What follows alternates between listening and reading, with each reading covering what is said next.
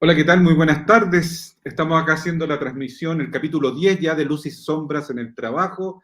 Bienvenida Marcela Mandiola, bienvenida a la audiencia del Desconcierto y a la audiencia de RH Management que nos están viendo en vivo.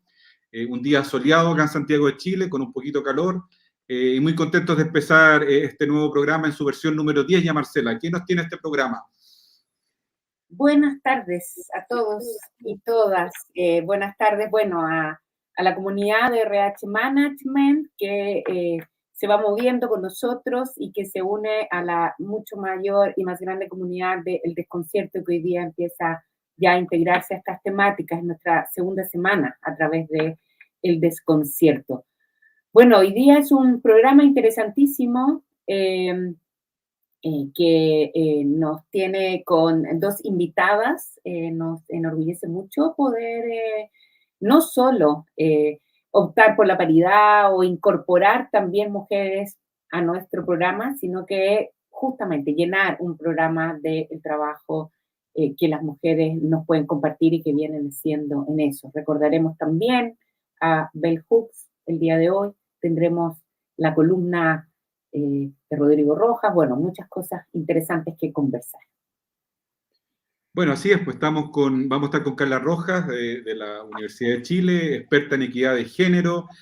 Carla la hemos entrevistado muchas veces en RH Management, es un honor y un privilegio tenerla de nuevo ella acá.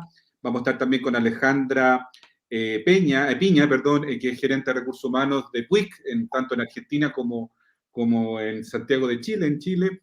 Y vamos a tener también nuestra columna video de Rodrigo Rojas, que ya vamos a empezar a hablar de ciertos temas que él nos va a empezar a instalar ahí en la agenda. Le damos las gracias a la audiencia del Desconcierto, a Jorge, a Arturo, a Arnaldo, a Verónica, a Caterín, que ahí están expresando sus emisiones y sentires en un día muy especial de hoy, donde están mencionando ahí que se murió la viuda del dictador. Así que, lamentamos, obviamente, toda muerte se lamenta en ese sentido. Así es que, para empezar nuestro programa, vamos a empezar con nuestra sección de luces y sombra ahora.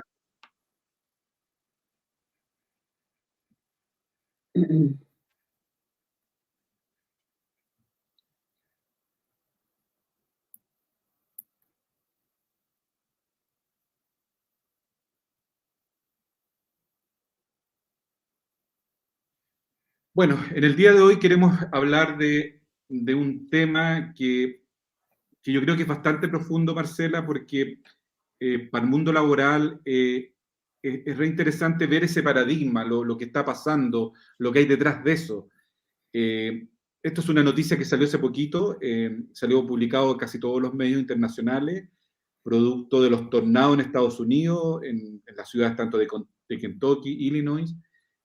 Han muerto muchas personas producto de estos tornados, pero lo que releva la prensa, y eso es interesante, es que hay muchos trabajadores que murieron en esto, y leo textual del diario El País, dice: trabajo a destajo y amenazas de despido, las fábricas que se convirtieron en una trampa mortal al paso de los tornados. 2 plantas de Kentucky e Illinois en las que perdieron la vida al menos 14 empleados dieron prioridad a la producción sobre la seguridad, según denuncian algunos supervivientes. Y esto es no solo empresas pequeñas como una fábrica de velas, sino que también hablamos de Amazon, o sea, de la empresa más grande de Chile. ¿Qué lees? ¿Qué hay detrás de esta tragedia, Marce? ¿Qué nos puedes traer en relación a que acá se privilegie la producción por sobre la seguridad y la vida de los trabajadores? O sea, producir, que el mundo se va a acabar, igual produzcamos. ¿Qué es lo que hay detrás de esto, Marcela? Bueno, yo creo que no es una tragedia que solo hable de un momento, sino que lo que realmente es trágico es la instalación de un principio que parece ser como indesmontable, ¿no? O sea, el valor, la urgencia y la prioridad de la productividad por sobre muchas otras cosas, ¿no? La vida de las personas, por supuesto, la sustentabilidad del medio ambiente y muchos otros aspectos. Y sobre todo cuando hablamos de una productividad que no tiene que ver solo con satisfacer ciertas necesidades de lo social o contribuir con algún producto o servicio a la vida en comunidad, sino que es una productividad que está orientada por un afán de acumulación y de lucro. Tuve la oportunidad de trabajar en muchas oportunidades desde la consultoría con las empresas mineras. Y en la minería, la seguridad ocupa un rol primordial. En aquella época, antes de un muy relevante e icónico cambio en la Carta de Valores de la empresa BHP, que puso a la sustentabilidad en un primer lugar, estaba el valor de la seguridad en un primer lugar, como los valores declarados de la organización. La sustentabilidad lo incluye, por supuesto. Y con esto quiero decir que existía un mandato explícito de que ante un riesgo de temáticas de seguridad, la producción debía detenerse. Y hasta donde yo sé y entiendo, se hacía. Se hace. Exacto. Con lo que implica, ¿no? O sea, como parar las máquinas, uno se puede imaginar el frenazo que eso significa y todos sabemos lo que implica después volver a echar a andar. Es lo que tiene que ocurrir.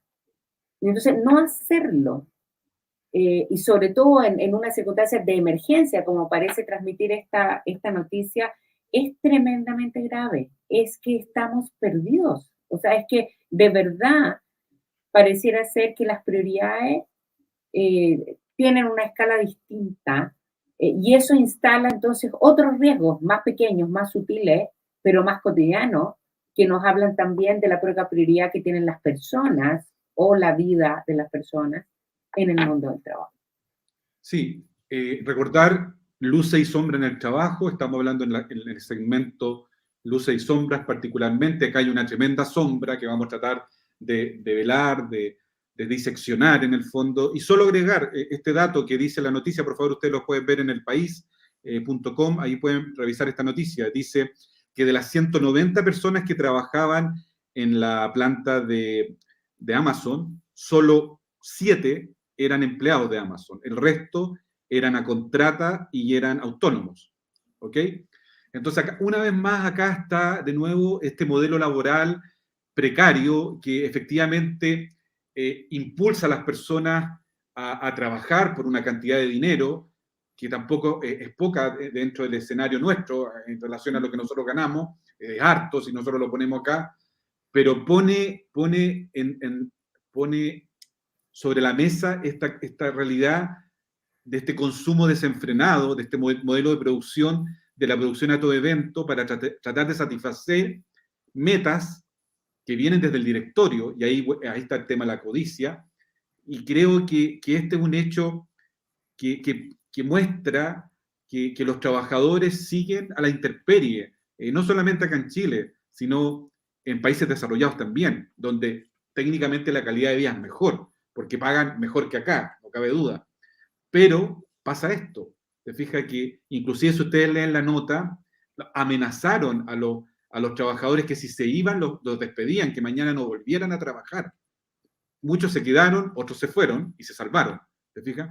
Entonces, ¿qué valores hay detrás de eso? O sea, ¿qué tipo de management fomenta esto? O sea, porque ya ni siquiera es de criterio, porque aquí todos sabían que venían los tornados, no es que se provocó un tornado en media hora.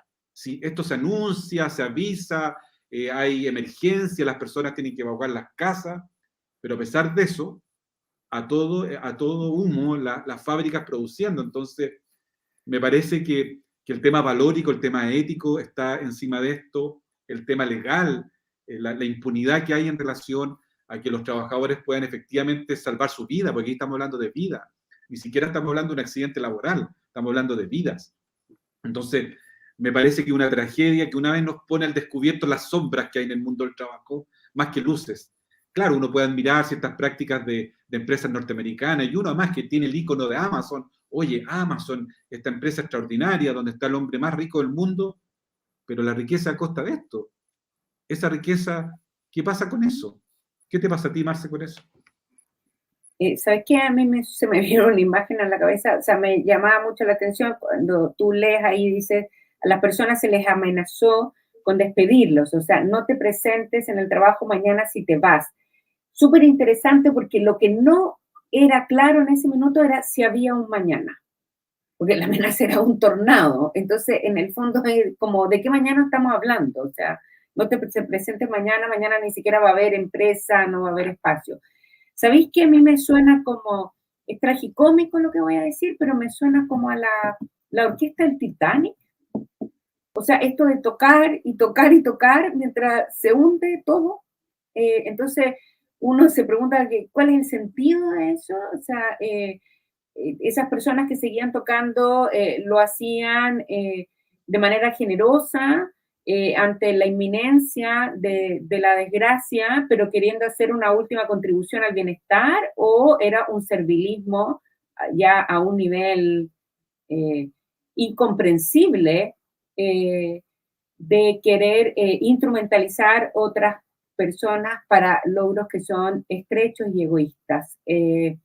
No hay venta de nada a nivel local ni mundial que valga si no hay mundo donde realizar esa venta o no hay servicios o productos que intercambiar. Yo creo que esa es la pregunta y sobre todo para quién. Si no hay personas que lo pueden recibir, ¿para qué lo seguimos haciendo? Yo creo que hay una pérdida de sentido tremendamente instalada, tremendamente acrítica e irreflexiva, y lo que es peor es que no es la lógica de la manzana podrida, así como, mira, aquí hay personas que toman esas malas decisiones. No, o sea, lo mismo que se ha dicho respecto de otros espacios de lo social donde se hacen críticas fuertes, lo que hay acá claramente es una cultura de el abuso, de la explotación a niveles que rayan la criminalidad, en verdad, y tan instalada que nadie la ve. Sí, a mí me duele mucho porque efectivamente Amazon es una tremenda empresa, un ícono, y uno se decepciona, o sea, empieza a decir, bueno, ¿qué está pasando? O sea, si la empresa ícono pasa esto, ¿qué queda para la otra empresa Patricio Rifo? O sea, que no, que es chica. Bueno, pasamos a la otra sección. Columna de video ahora, tenemos a nuestro columnista permanente de opinión, Rodrigo Rojas. Adelante con el video, por favor. Soy Rodrigo Rojas Foncillas, experto en gestión de personas y felicidad organizacional, y quiero invitarlos a una reflexión en torno al concepto de liderazgo. Ustedes me dirán, ya hay muchas definiciones de liderazgo, hay estilos de liderazgo, hay libros, cientos de libros, mucho material bibliográfico que da cuenta del tema, hay talleres, seminarios, en fin. También hay atributos del líder, y hay atributos distintivos entre los que son buenos líderes y aquellos que no lo son tanto. Y también hay distinciones entre lo que es ser un buen líder y lo que es ser un buen jefe.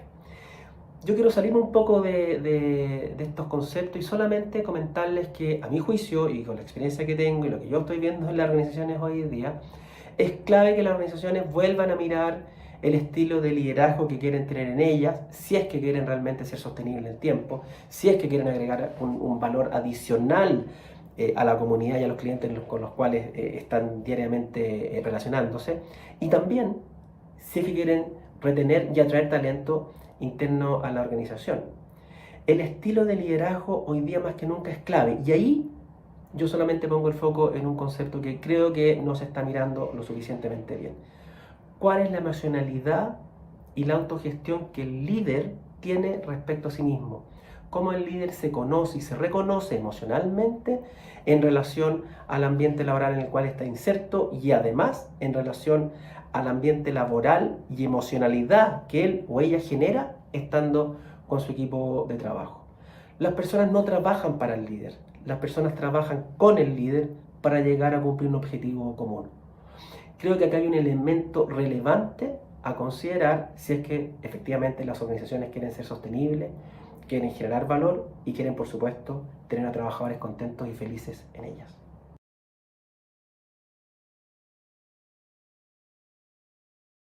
Digo, porque es todo lo contrario de lo que estábamos hablando sobre Amazon y de las empresas que provocaron esta tragedia con sus trabajadores. O sea, Y duele ver eso en Amazon, una empresa que supuestamente es el futuro. Y preocupa este futuro, porque es bien distópico, en el fondo. Es muy duro. Marce, ahora entramos a la sección cine, libros, series y trabajo. ¿Qué nos traes ahora, Marce? ¿Qué nos puedes contar? Bueno, estos días vienen siendo días complejos. Dentro de las varios fallecimientos o muertes que han habido en las últimas semanas de personalidades conocidas o famosas, contamos con la triste partida el día de ayer de Bell Hooks. Bell Hooks fue una académica, activista, educadora negra norteamericana que hizo una tremenda contribución en la reflexión respecto de los feminismos y la contribución que esta mirada puede hacer en la búsqueda de una crítica por una sociedad mejor. Además de reconocer y despedir a Bell Hooks, es un gran dolor su partida, muy joven además también, 69 años, quería rescatar de su trabajo uno de sus libros más famosos y que es tal vez uno de los mejores libros que se puede leer en términos de feminismo. Porque es simple, porque es cortito y porque hace una contribución densa, profunda y muy significativa. El libro se llama El feminismo es para todo el mundo. Yo creo que este es un libro que de verdad todo el mundo debiera leer. Es muy simple de leer, muy fácil de leer y nos comparte la comprensión que ella tenía de lo que era el feminismo y la forma en que lo pone yo creo que es muy significativa. Ella parte el libro diciendo, explicado en forma sencilla, el feminismo es un movimiento para acabar con el sexismo, la explotación sexista y la opresión. Y dice, al especificar que el problema es el sexismo, va directamente al corazón de la cuestión. Es una definición que implica que el problema es el conjunto de pensamiento y la acción sexista, independientemente de que lo perpetúen mujeres u hombres, niños o adultos. Yo creo que esa es la contribución relevante de Bell Hooks acá, darse cuenta que el sexismo es una práctica y un modo de entender las relaciones sociales que establece diferencias entre los sexos, o sea, identifica dos sexos, establece diferencias entre ellos y diferencias que son jerárquicas, donde un sexo queda en una posición privilegiada respecto de otro en este caso, y es esa posición privilegiada que normalmente es una posición opresiva que subordina al otro polo, la que construye las diferencias sociales respecto de las cuales el feminismo muestra una preocupación. Y esa diferenciación, esa subordinación, no es algo que atañe solo a un grupo de la sociedad, sino que nos atañe a todos y a todas, porque esa desigualdad impacta en la vida de todos y todas. Y desde esa posición es que Bell Hooks nos invitaba a entender y abrazar el feminismo como un horizonte ético que nos representa a todos, a la amplia diversidad de lo social y que puede, por lo tanto, hacer una contribución en todas las prácticas sociales.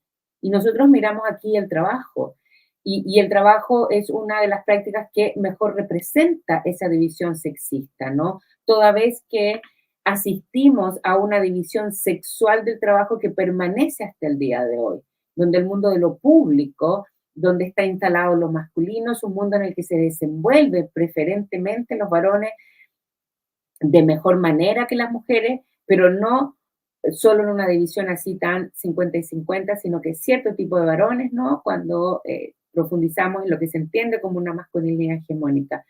Y se reserva entonces el mundo de lo privado, del trabajo en el hogar, del cuidado y reproducción de lo social a las mujeres principalmente, no exclusivamente, en una labor que no ha logrado ser reconocida aún como trabajo formal, no ha logrado ser tampoco reconocida en términos materiales ni pecuniarios, por lo tanto, permanece en el espectro de lo que supuestamente se hace por amor o por afecto, pero que implica un trabajo permanente, un trabajo que no tiene descanso y que es imprescindible para la labor productiva más ligada a lo masculino.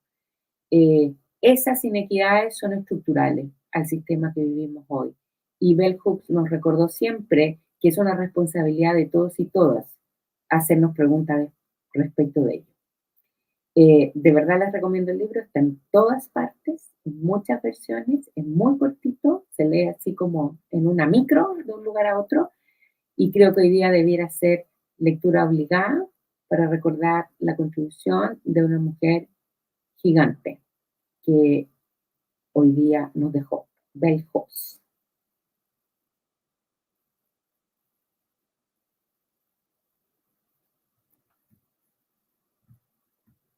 Estás sin micrófono, Patricio.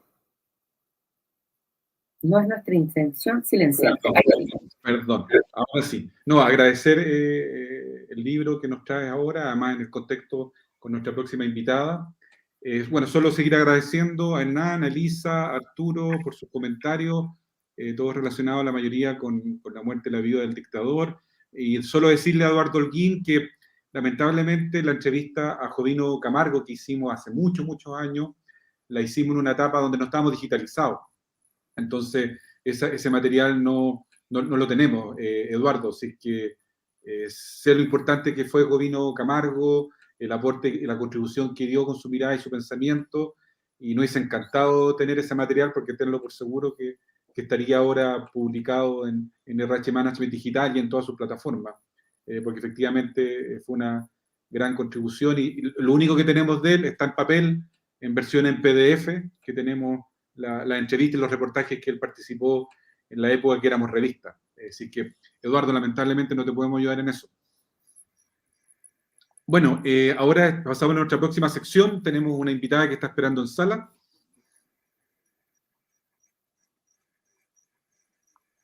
Voces expertas. Tenemos en sala a Carla Rojas. Ella es coordinadora de Inclusión y Género del Magíster en Dirección de Personas y Dinámica Organizacional de la Facultad de Economía y Negocios de la Universidad de Chile, nuestra Universidad de Chile número 1 acá en Chile. Carla, muchas gracias por estar acá con nosotros. Sé que además estás en Canadá, así que ahí nos vas a contar un poquito que estás en Canadá. Quiero dejarte instalar una idea, que es parte de la reflexión que queremos, y después quiero que Marcela también instale otra, y ahí nos respondes y nos cuenta un poco en qué estás. Bienvenida, Paula. Hola. Gracias. Tratamos de poner esta pregunta: ¿la equidad de género es moda, avance y retroceso? ¿Y por qué esa pregunta? Porque me pasa que yo veo que hay avances, pero también veo muchos retrocesos. O sea, ni que hablar de los femicidios que todavía siguen, por lo tanto hay una cultura instalada, ni hablar de que la única paridad real en el poder se da en la constituyente, y vemos cómo ahí cómo la energía cambia y es distinta al tener a una mujer además mapuche liderando la constituyente. O sea, y vemos también por el otro lado, a propósito de que este programa se llama Luces y Sombras, vemos cómo las sombras surgen, el racismo, toda la mala onda que le tiran a la presidenta. Entonces, veo confusión, veo poca claridad, y veo que la elite y el mundo empresarial no ha hecho avances muy sustantivos. O sea, salen premiadas 100 mujeres, pero me parece que no es suficiente. Quiero dejar esa idea, Carla. Marcela, ¿qué idea quieres instalar tú? En ese mismo sentido, yo creo que en eso, normalmente, compartiendo los espacios con la Carla, yo vuelvo a insistir siempre lo mismo, porque hasta hoy día sigue siendo su mérito, pero ojalá no fuese solo su mérito. ¿A qué me refiero? La Carla tiene el valor de ser una pionera en la enseñanza, la docencia y el instalar estos temas de manera formal en la educación superior en un lugar tan emblemático como la Facultad de Economía y Negocios de la Universidad de Chile. y tengo que decir que son los primeros, y a lo mejor, no sé, Carla, tú me podrás corregir si todavía son los únicos los esfuerzos de la Carla, los que se logran plasmar en un diplomado, en un curso que tiene un estatus selectivo, tanto en pregrado como posgrado, para formar a las personas que toman las decisiones y que podrían hacer un cambio respecto de lo que tú estás diciendo, Pato, o sea, de que esto deje de ser simplemente una moda y se transforme en una cosa concreta. Mientras esta conversación no se ponga en serio en esos espacios donde se puede reflexionar, donde se pueden analizar, poco se puede hacer. Y la Carla todavía ahí enarbola una bandera única. Eso creo. Gracias, Marce, por las palabras. Bueno, y tomando un poco lo que ambos señalan, creo que sí, creo que trabajar en equidad de género siempre, históricamente también, es un avance y un retroceso, ¿no? Por eso siempre también se hablan de las olas feministas. No ha sido fácil en la historia, no es fácil tampoco hoy. Lo vemos también con el riesgo de estas elecciones retener un gran retroceso, lo voy a decir abiertamente a modo personal, de tener algún candidato fascista y lo que significa, implica eso para el feminismo y para las mujeres que trabajamos en esta línea. Entonces, algo nos muestra que en realidad pudiese ser todos los avances a veces más de maquillaje. Sin embargo, como bien decía Marcela, a veces uno tiene que hacer acciones de manera individual, usando personalmente la autoridad personal para tomar cada tipo de espacio donde uno pueda poner el tema en la mesa, por lo menos, y tratar de educar. Creo que hay una sociedad patriarcal y machista, por lo tanto, hombres y mujeres lo somos, y lo hemos dicho muchas veces, ¿no? Cuesta sacarse estas dinámicas de poder y lucha de poder, o sea, hay mujeres que también pueden ser súper ávidas de poder y pueden utilizar prácticas muy patriarcales también, lo dice Rita Segato. Entonces, cambiar una sociedad requiere de mucho esfuerzo, trabajo, distintas dimensiones, distintos medios de sociabilización, y evidentemente ahí hay avances y retrocesos. Esa es mi primera bajada que les podría decir. Carla, y en esa línea, ¿qué es lo que en el mundo de la organización estás viendo tú de avances y retrocesos? Porque vemos, o sea, vuelvo a citar nuevamente el ejemplo de la constituyente, porque es único en el mundo, además, de esta paridad. Y vemos la energía positiva que hay ahí, la construcción esperanzadora que hay en mirar una sociedad nueva. Pero también vemos cómo la tiran para volver al pasado, en el fondo, y no dejar el paradigma viejo atrás, ¿te fijas? Pero en el mundo de las organizaciones donde no hay equidad, o sea, yo no veo equidad, no veo directorio 50 y 50, la minería con mucho esfuerzo, donde tú también lideras eso, trata de avanzar, pero avanza muy poquito, ¿te fijas? Hay otras industrias donde hay más mujeres, pero tampoco están en los puestos de alta posición, ¿te fijas? Entonces, al final hay un discurso que pareciera que es políticamente correcto, pero se queda solo en eso. Hay mucho gatopardismo en eso. Sí, ¿Cómo lo ves tú? Tú ahora estás en Canadá y me imagino que estás investigando, estás mirando cosas allá. ¿Es así en el mundo organizacional nuestro o yo estoy hablando de más y efectivamente hay avances muy sustantivos? ¿Cuál es tu opinión? Bueno, mucho ruido y pocas nueces, lo dijimos en una columna que creo que escribimos para mismo HR. Hay mucha política, hay mucho procedimiento, hay mucha como mesa de colaboración. Sin embargo, los KPIs no aumentan. Nosotros sabemos que Noruega y Suecia son los únicos países que lograron mayor equidad y es con ley de cuota.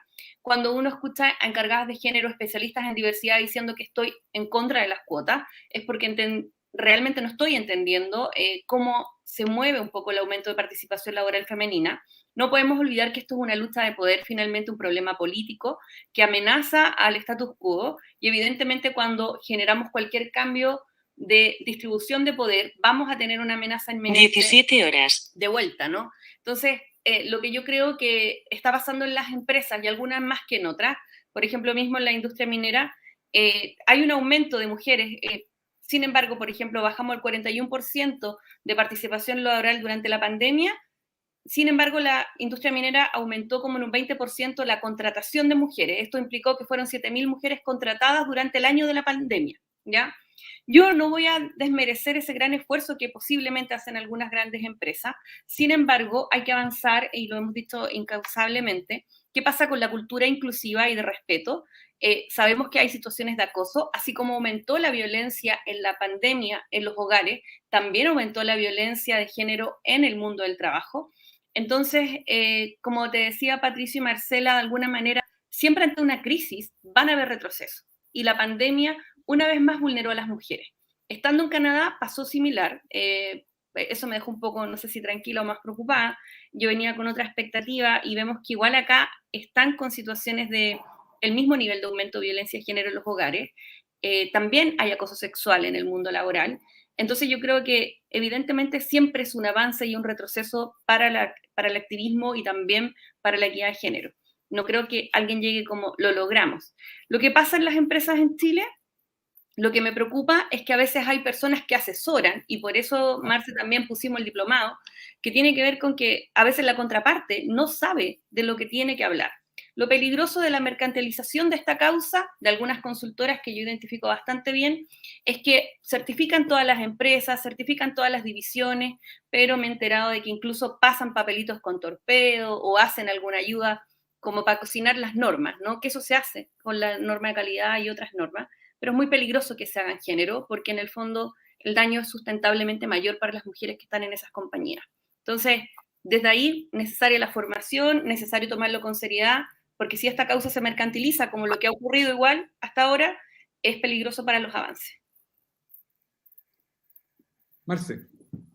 Súper relevante lo que dice Carla, porque habla de un cómo sí, ¿no? O sea, tú partes diciendo, Patricio, preguntando, ¿es la equidad de género una moda? Claramente quisiéramos responder que no lo es, pero muchas veces puede vestirse de una moda.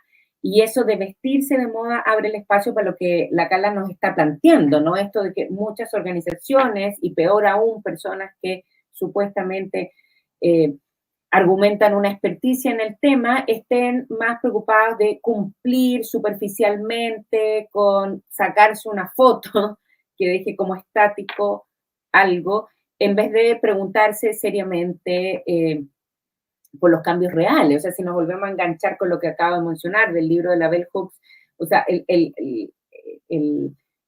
el superar, digamos, estas divisiones sexistas, en este caso, ¿no es cierto?, implicaría transformaciones que son profundas y que tienen que doler. O sea, no se puede pasar por esto sin que duela. O sea, si decimos paridad, por ejemplo, en un equipo que tiene 10 cupos, claramente hay personas, no con nombre y apellido, pero cierto tipo de personas que tendrán que dejar esos cupos para que otras lo ocupen. Y yo creo que ahí están los tremendos desafíos. Esto no es ampliar, no es, mira, ahora necesitamos incluir más mujeres, entonces construyamos un ala nueva y metamos mujeres. No, tiene que ver con transformar dentro, no sé si hay disponibilidad para esas transformaciones. ¿Cómo lo ves tú eso, Carla? Lo veo complejo, desafiante, pero sí se puede. En términos concretos, por ejemplo, hoy por hoy estamos trabajando mucho las nuevas masculinidades, porque ¿qué pasó?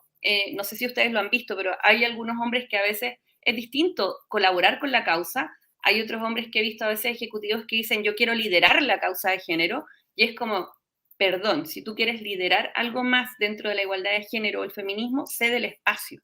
O sea, precisamente lo que necesitamos es espacio para que mujeres puedan liderar. Ahora, en esta misma línea, la distribución de poder es compleja. O sea, nosotros sabemos, como dice Rita Segato, que el machismo es estructural, o cambia todo o no va a cambiar nada. Pero evidentemente a veces cuando empezamos a hacer acciones con esfuerzos personales o individuales en distintos espacios, es que también hay que ser estratégicos. ¿Desde dónde voy a cambiar algo? A modo de ejemplo, hicimos un estudio de las jugadoras profesionales de fútbol en la FEN, y a mí me parece estratégico que lo haga la FEN también, y hace 2 semanas presentamos en el Senado la posibilidad, junto a la Asociación Nacional de Fútbol, ANJU, para ver la posibilidad de firmar un proyecto de ley que las jugadoras de fútbol tengan igualdad de condiciones que sus pares hombres. Entonces, desde ahí es que yo veo cómo estratégicamente usamos los espacios para tener un impacto, pero también tener mucho cuidado con personas que por la mercantilización de estas causas pueden usar esto también como una forma de moda o una forma de hacer cambios más sustanciales, más ligeros, sin entrar en la real desigualdad estructural de poder que hay. Es complejo, es difícil, pero yo creo que se puede en algunos espacios, en otros claramente nos damos cuenta que es más complejo. A mí se me ocurre hacerte una pregunta, Carla, ya en un plano también más de lo personal, porque yo creo que es súper relevante. Tú te mueves en un ámbito bien amplio, o sea, tienes ahí puesta un pie, digamos, importante en la educación superior, en la FEN de la Chile, y tienes otro pie bien importante puesto en la minería, ¿no? En particular en Women in Management, y tienes ahí una larga trayectoria, pero además eres capaz de abrazar iniciativas como esta de fútbol, que es interesantísima, porque por supuesto que es una forma de organización que también interesa a quienes nos gustan las organizaciones, y una más, tal como tú dices, muy visible, y que puede servir de ejemplo.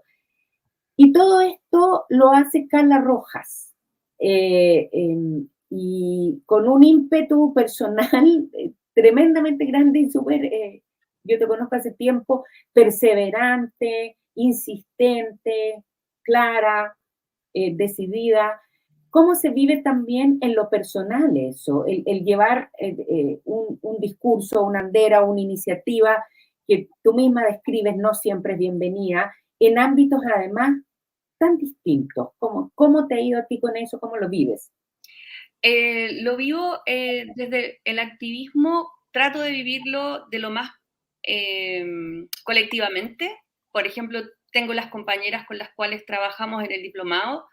Es duro, también a veces es bastante frustrante en términos de entender que hay mayor resistencia en algunos espacios que otros, pero también sin duda que debo agradecer a algunos mentores, como no sé, Eduardo Acuña, que fue quien me ha formado un poco también en la facultad, en términos de que la autoridad personal es importante. Hemos tenido conversaciones complejas a veces con las autoridades de la facultad, producto de algunas intervenciones, acciones que hemos coordinado, y creo que desde ahí quizás, claro, uno se ve más sola haciendo estas cosas de lo que realmente ocurre, porque, por ejemplo, lo del fútbol ocurre porque unas estudiantes que eran profesionales jugadoras de fútbol, después de una cátedra de género, me dicen si podemos hacer este estudio, y yo hago todos los esfuerzos y articulaciones para que eso sea. Tengo el apoyo también de algunos colegas que internamente pueden generar algún espacio para hacer estas acciones, pero claramente a veces es frustrante entender que no está bajo ninguna institucionalidad o más articulación que permita que no sean excepciones, como tú dices, Marce. Me encantaría que pudiese ser el 50% de las compañeras académicas poder trabajar tranquilamente en un espacio que nos permita pensar también esto, sin ser excepciones, ¿ya? Yo entiendo que es una excepción que tiene costos emocionales, probablemente físicos también en ocasiones, pero sería mucho más satisfactorio que esto fuera algo institucional, que pudiera dar también mayor tranquilidad a, no sé, 20 compañeras más que estuvieran trabajando y haciendo investigación de forma tranquila en esta área. Es cierto, bueno, yo creo que lo describes muy bien, Carla, ¿no? Porque dices, ojalá esto no fuera una excepción y esa debiera ser una norma para todas estas iniciativas, debieran ser ámbitos institucionales. Tú lo describes en el caso aquí de la educación superior, pero yo creo que es un esfuerzo igualmente desafiante en todas partes, ¿no? O sea, en Women in Management también están organizadas, etcétera. Acaban de lanzar hoy día, ¿no es cierto?, su libro de 100 mujeres influyentes, que bueno, ya debiéramos darle un espacio a eso en otro momento particular. Pero yo me refiero a eso, ¿no? A tu trabajo, que es tan personal. Hay una convicción tuya tan clara que vas poniendo en las distintas instancias, y no dudo que en todas, cual más cual menos, recibas también una resistencia importante, donde se valora entonces tu perseverancia y convierte también en excepcional el trabajo que haces. Entonces, muchas gracias. Gracias. Carla, nos quedan unos minutitos como idea final. Yo creo que puede ser una pregunta amplia, más profunda. A lo mejor necesitamos más tiempo, pero igual te la quiero hacer. ¿De qué manera la política actual, los paradigmas de la política que estamos viviendo hoy, influyen en las organizaciones para profundizar y hacer real la equidad de género? Lo pregunto y te lo digo porque hoy, en esta disyuntiva que tenemos como país, vemos dos modelos absolutamente dicotómicos y muy distintos. O sea, por un lado hay un candidato que reniega del rol de la mujer, que sus adherentes mandan carta a la Universidad de Chile para que le diga con nombre y apellido quiénes son las personas que imparten esta ideología de género, y no me cabe duda que estarías tú ahí dentro de eso. Por lo tanto, hay una persecución, hay una mala interpretación, son temas que ya los países desarrollados vienen de vuelta, pero pareciera que que nos dicen que no, que ese no es el camino.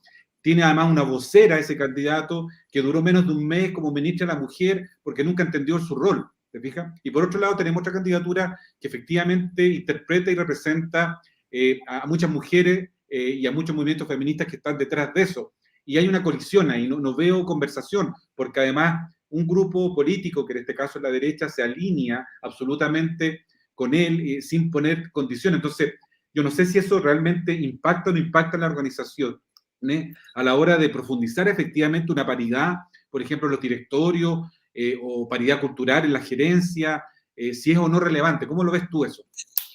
Bueno, yo lo veo muy preocupante, por eso estoy en Canadá, después que pidieron los datos de las profesoras. No.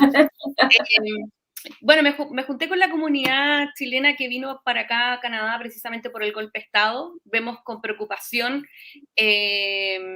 lo que está ocurriendo. Tenemos mucha preocupación. Estamos haciendo articulación. Por ahí me preguntan si La Otra Diaria, que es un diario que formé con mi hermana, sí, es un diario que formamos, puras periodistas y mujeres, y es mi hermana. Escribimos cosas como las que estamos también denunciando ahora. Creemos que es una situación compleja, no podemos dar ni un paso al fascismo. Esto se ha usado en las empresas. A mí me han llegado correos, fotos de correos donde ponen: oye, cuidado si gana el otro candidato, Boric, por ejemplo, porque la minería va a tener problemas. O sea, hay intervención política. La derecha siempre ha ganado con el terror a perder el trabajo, con el terror a la seguridad, y creo que eso es ganar votos desde el terror y el miedo. Entonces, claro que hay un ambiente empresarial que censura, que amenaza los despidos, la poca inversión que va a haber, etc. Creo que hay responsabilidad empresarial y también educacional en no habernos hecho cargo antes de esto y de llegar a estas circunstancias en términos de cómo puede llegar a ser el negacionismo del dolor que vivió Chile con la dictadura y volver a estar en estas instancias donde ya comenzamos a ver con Piñera la persecución a las profesoras y personas que tienen no una ideología de género, ellos tienen una ideología machista y una ideología patriarcal. Eso creo. Carla, muchas gracias por la intervención. Este es un tema que no va a acabar, vamos a seguir conversando después porque pueden pasar dos escenarios muy distintos en Chile, igual tenemos que seguir adelante, así que vamos a seguir conversando. Carla, muchas gracias por estar acá con nosotros. Muchas gracias a ustedes, Marce, Patricio. Gusto saludarte, suerte ya. Hola, chao, que estén muy bien. Bueno, ahora pasamos a nuestra próxima sección, cambiamos radicalmente de tema, no sé si radicalmente, pero sí tenemos el honor y el privilegio de tener a una destacada gerenta de recursos humanos que ha estado en posiciones de mando, disputando a propósito de lo que decía ahí la Carla, el poder, y ha estado en gerencias de recursos humanos. Por lo tanto, es un placer tener a Alejandra Piña acá, gerenta de recursos humanos en Argentina y Chile de Puig. No sé si estás por ahí, Alejandra. La magia de la tecnología que te haga aparecer. ¿Estás por ahí? ¿Viene o no viene? Viene lentamente, nos dicen. La magia de la tecnología también lo está haciendo lento, porque esto resulta a veces y a veces no. Todavía tenemos señales de internet precarias en este país, en el mundo a lo mejor. Tú sabes que la señal fuerte, antes de la pandemia, las empresas de tecnología la tenían instalada en las organizaciones. Hoy día tienen que pasarlo a las casas. Sí, el trabajo está en las casas. Aquí bien. Aquí bien. ¿Vienes por ahí caminando lentamente, producto de la tecnología, Alejandra? Sí, ya estoy. Bienvenida, Alejandra. Aquí está. Hola. Hola, Alejandra, ¿cómo estás? Muy bien, ¿y ustedes? ¿Estás en Santiago o estás en Buenos Aires? ¿Dónde estás? Estoy en Buenos Aires aún. Vine a cerrar el año acá. Sí. Bueno, Alejandra es una destacada gerente de recursos humanos, ha estado en varias posiciones de mando. Creo que le hace honor a este empoderamiento de las mujeres en estos tiempos de ola feminista. A propósito de lo que conversábamos con Carla, un honor y un orgullo y un privilegio tenerte acá, Alejandra.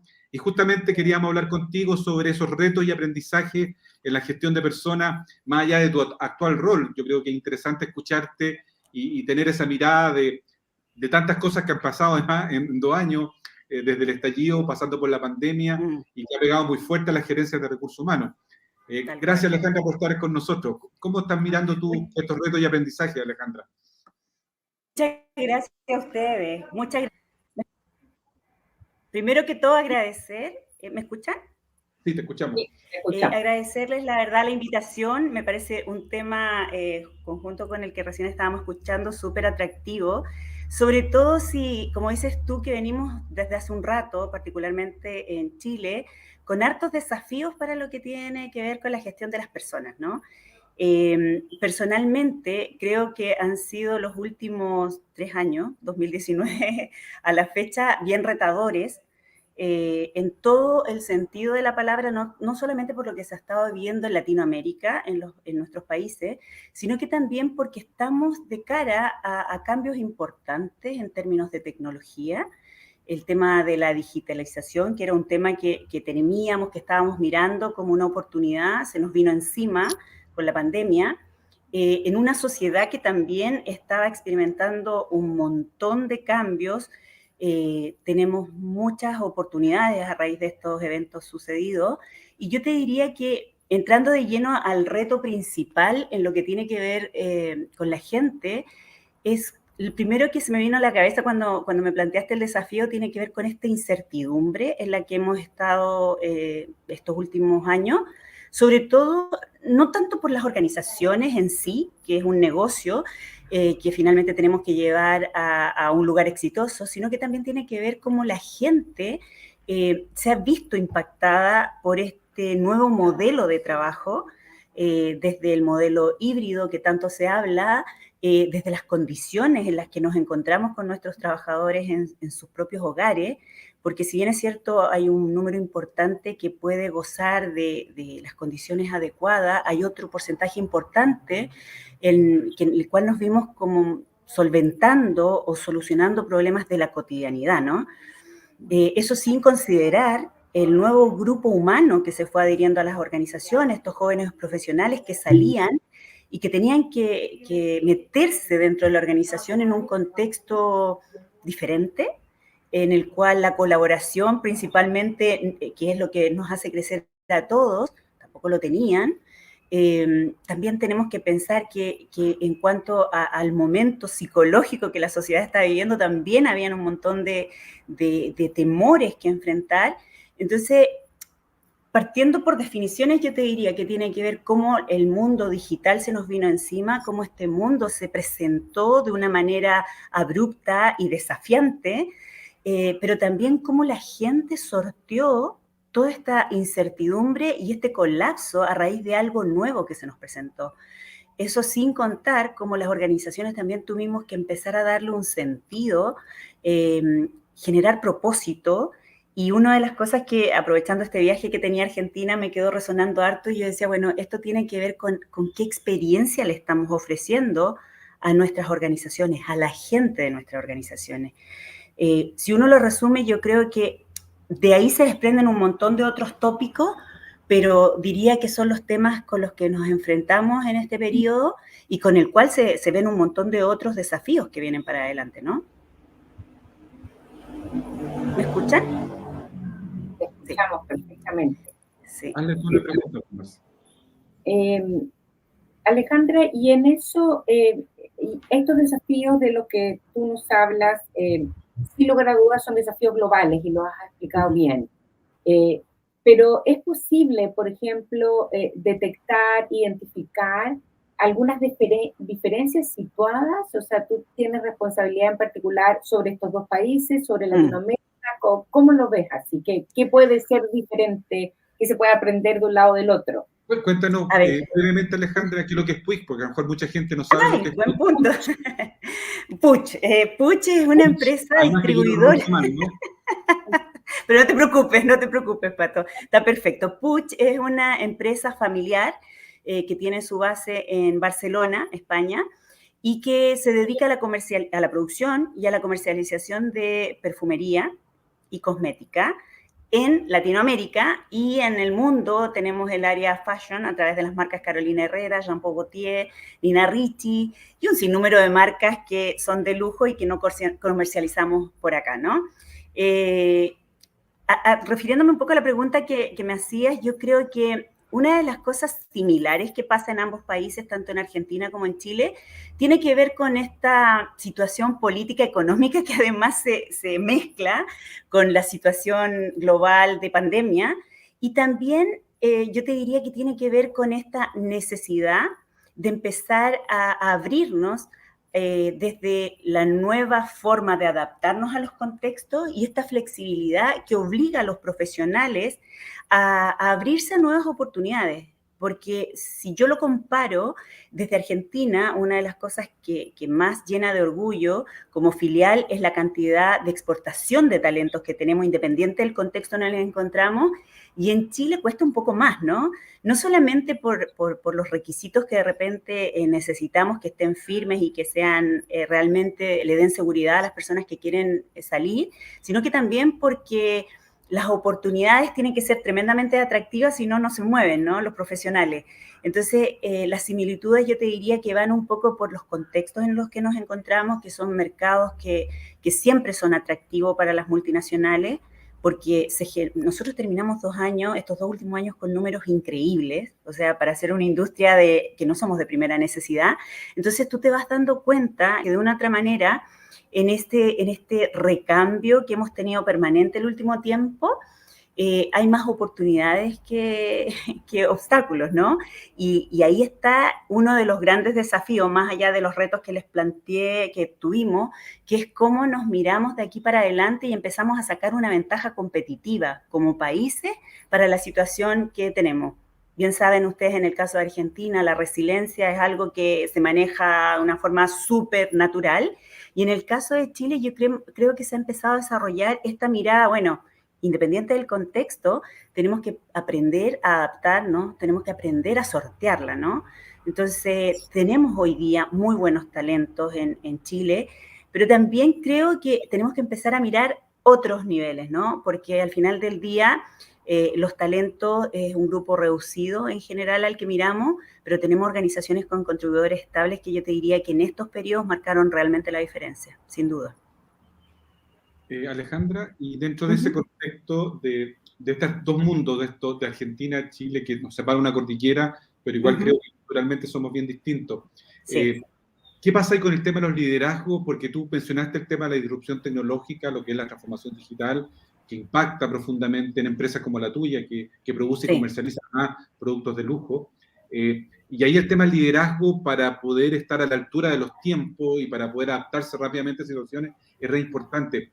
¿Tú ves diferencia a esta altura de la vida, cuando ya está la generación millennial absolutamente colocada en las empresas? ¿Notas también diferencia ahí ahora, o ya estamos pareciéndonos más a los argentinos se parecen más a nosotros? ¿Cómo tú ves el tema del liderazgo ahí?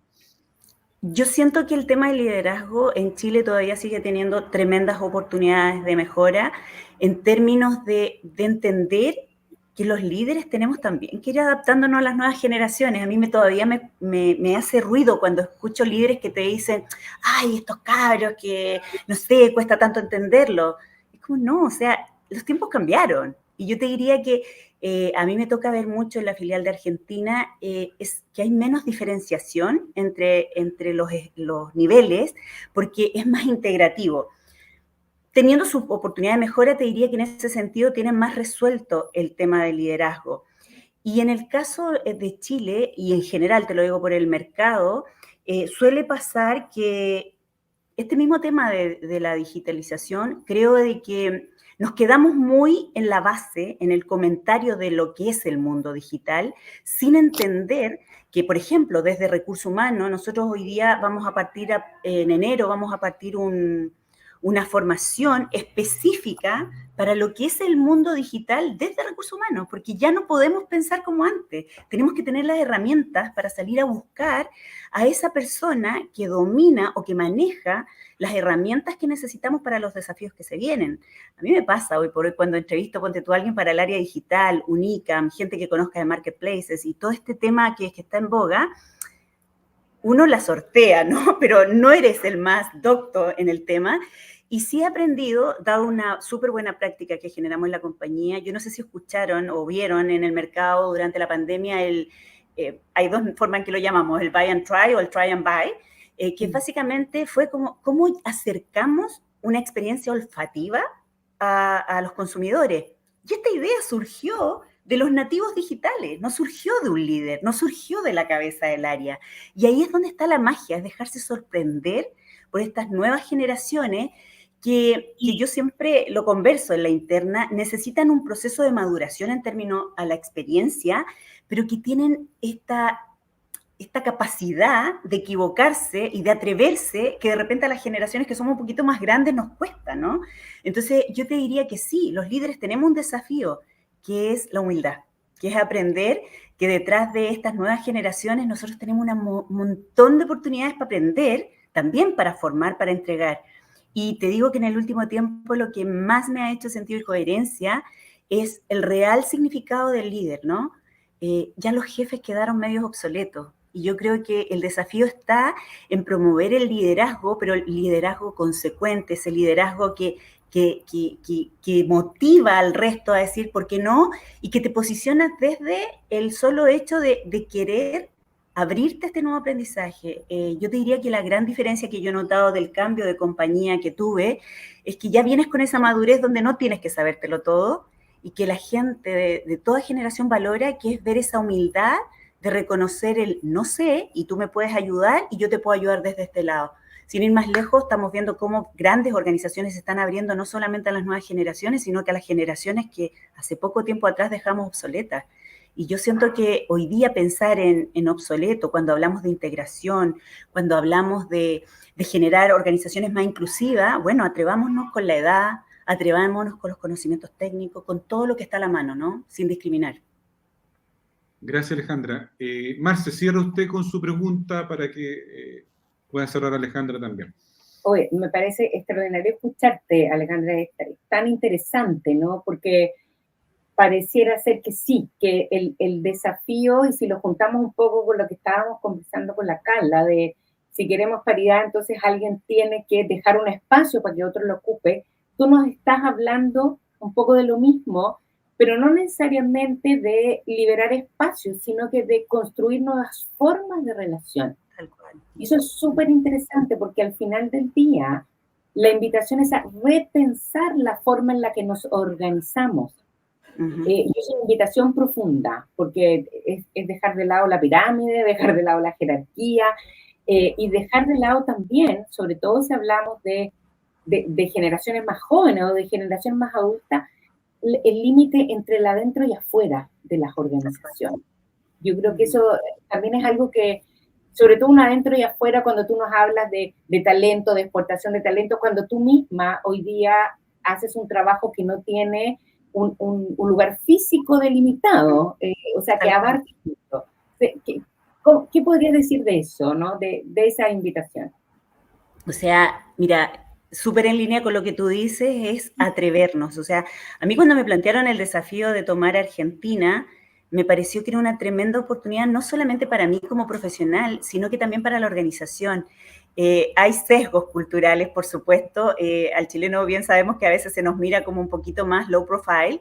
Y yo te diría que primero sacarse los sesgos. O sea, son tus capacidades las que te llevan a tomar los retos.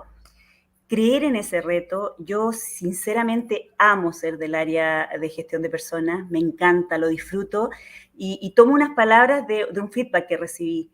Finalmente, los líderes se hacen y se crean en base a su pasión, y una de las cosas que yo creo que a mí me mueve es creer en lo que hago. Entonces, desde ahí, evidentemente, los sesgos, la discriminación, porque es algo que también tenemos que lidiar, el hecho de poder generar esta segmentación dentro de las organizaciones es parte del rol de quienes lideramos recursos humanos, de empezar a aplicar estos nuevos términos, es empezar a hacernos cargo de lo que nos corresponde como líderes de recursos humanos, y por sobre todo, te diría yo, es tomar estos desafíos como oportunidades. Yo te diría que para mí eso ha sido la clave, tanto para gente que está liderando, igual que yo, otros países, como para quienes desde afuera nos tienen que liderar, es desde el principio hacernos cargo y decir, esto es. Alejandra, se nos acaba el tiempo, estamos terminando el programa. Muchas gracias, Alejandra, por estar con nosotros. Que tengas una bonita estadía allá en Buenos Aires.